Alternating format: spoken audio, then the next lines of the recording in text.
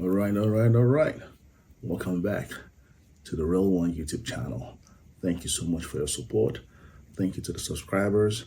Thank you to those who will continue to watch and not subscribing. Eventually, I hope you'll subscribe. You like the content of this channel. After watching the video, help me by clicking the thumbs up button so that YouTube algorithm can share this video with multiple people and I can gain some viewership and also gain some more subscribers. Thank you for your support. As I said, I am not the contractor on this $4.5 million project.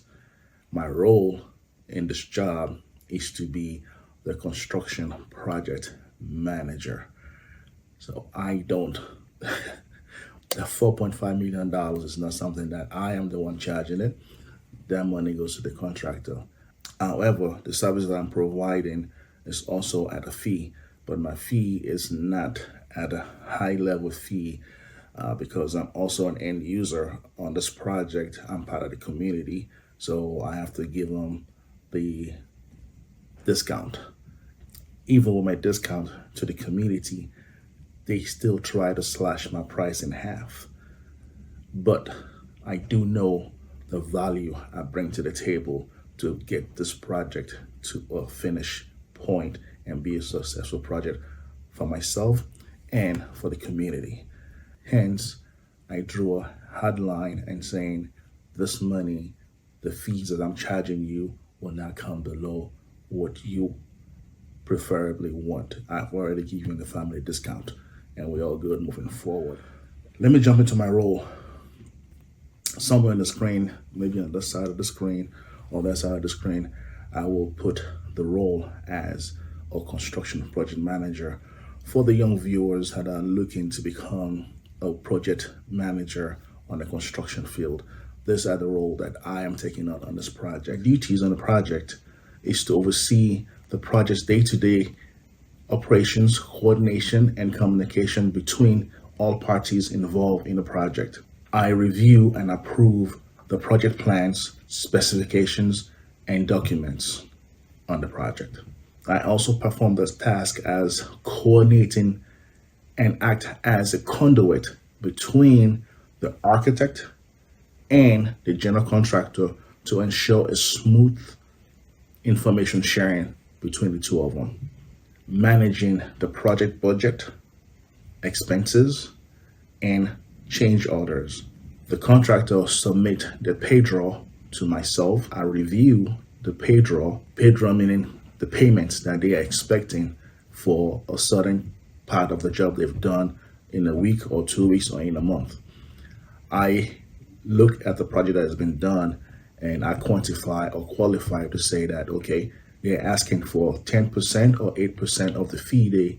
They're asking for 10 or 15% or 20% of portion of the fee for this project. I then say, okay, from based on what I've seen and experienced in the field, yes, they warrant that money, or no, they're not warrant that money. That what I see in the field is not 10, 15%, is actually less than that. And that's how that works. Part of my duty is also to provide a timely report and update to the owner on the project status, the issues, and any kind of recommendations that I have to ensure the success of the project. And finally, a task on this project is ensuring that the project adhere to all applicable codes, regulation, safety, and standard. Do I need to explain that? Basically, if I see something going wrong in the field, my job is to alert the owner to let them know that XYZ is happening in the field. Please make sure you talk to the contractor, because I'm not, I don't want to take on that liability on my insurance. So the owner will have to step in, or the architect will have to step in to let the contractor know that this is not safe. Do this the right way for the safety of everybody, because public safety is key, is number one at any project. That is what the building department of the cities do take serious. Public safety is number one. After public safety, it is the employees or all the workers on the project. They have to be safe, and they have to be in a safe environment. Safety is key. Thank you for that. Why is a parking lot that is going to be used by 50 cars? That's the question. That is going to be used by 50 cars, cost $1.9 million to build. Here is a rendering of the parking lot as you come in from South Chicago and you go around the lot. All those trees and all the shrubbery are going to be new plants brought into the parking lot. You have the ADA side of the parking lot where all the ADA cars are going to be parking, handicap accessible parking, and then you further go into the parking structure. And these are all requirements by the landscape department of Chicago, the amount of trees that are going to be planted into this area and what kind of color for the fencing that is going to be done. This is the layout of the parking lot. Let me walk you through the civil drawings. In the civil drawings that you're looking at on the screen here, we have about a total of 12 sheets that was developed by the civil engineer.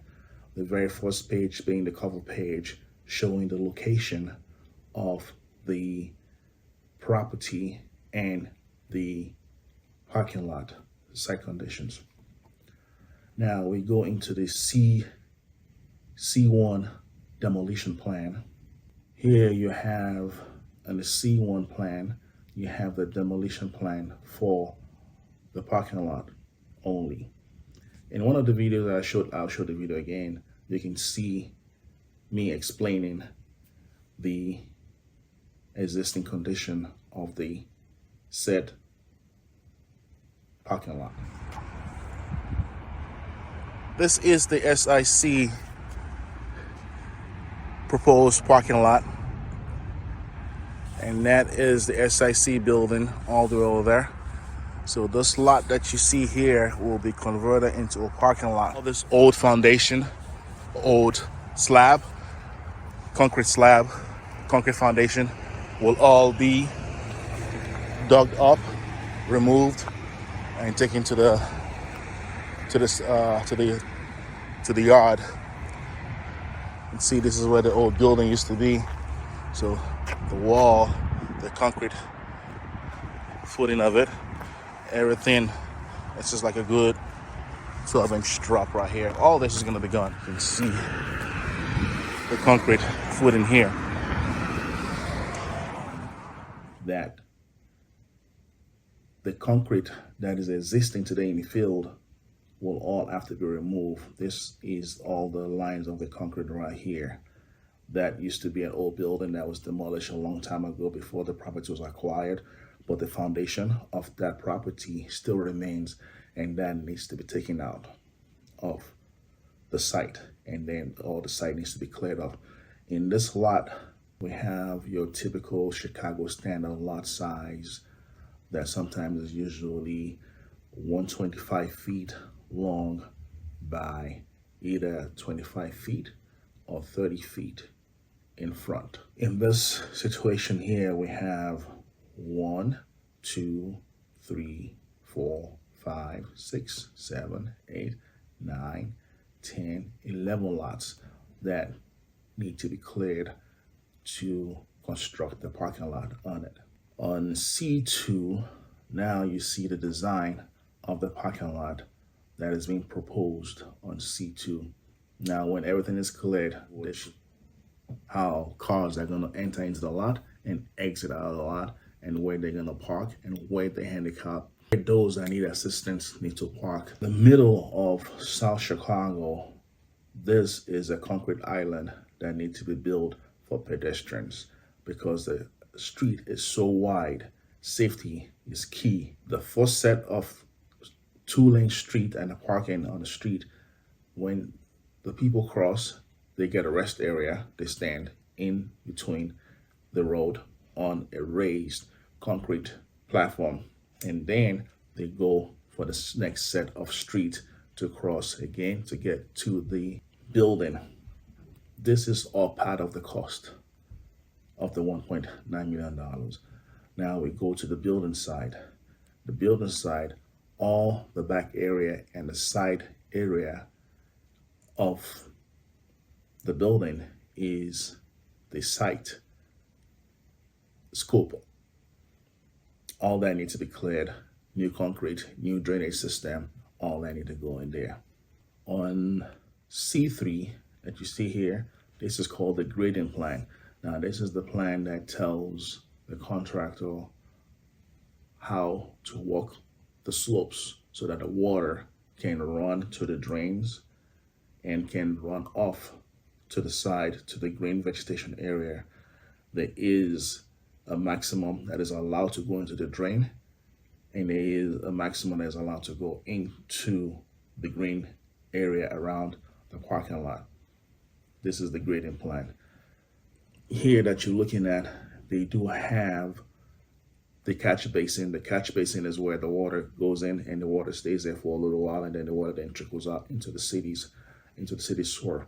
I believe on this plan we have about 12 catch basins on this, and these are going to be constructed. This catch basins, I'll get to the detail. Don't let me get ahead of myself. E4 is showing the ADA grading. Do you need to have the right slope for the people in the wheelchair to be able to get off the sidewalk onto the street, onto the island in the middle of the street, and then off again, and then towards the building? Those in a wheelchair need to access the building to the front and the side of the building, and those ramps on the sidewalk need to be built. That is part of the cost. This is C5, and this is another enlarged plan to show you the ADA grading. C6 is the utility plan. So all the utility that is going to go underground is what is shown on this plan. These are cast iron pipes that are about 8 and 6 inches in diameter that have all kinds of connection that will be going into the catch basin. In some areas, I believe they're going to use clay tile, but I don't think I will look at the drawings closely to see if they are going to be using the clay tile, but I doubt it. Everything's going to be cast iron of different sizes to go into the catch basin, and then that water is collected and then eventually drains into the city's sewer line. So this is the slopes, showing the slopes of all those pipes. C7 is only showing you the details of the signage that is going to be going on the street side, the handicap parking signage, how far, how deep they should be done.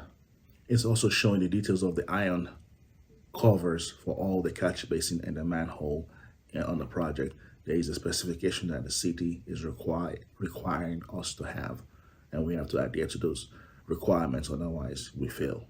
C8 is showing the detail of the catch basin and all the irrigation that needs to happen on the site. And here is a detail of the catch basin. Let me zoom into this. You see the detail of the catch basin here.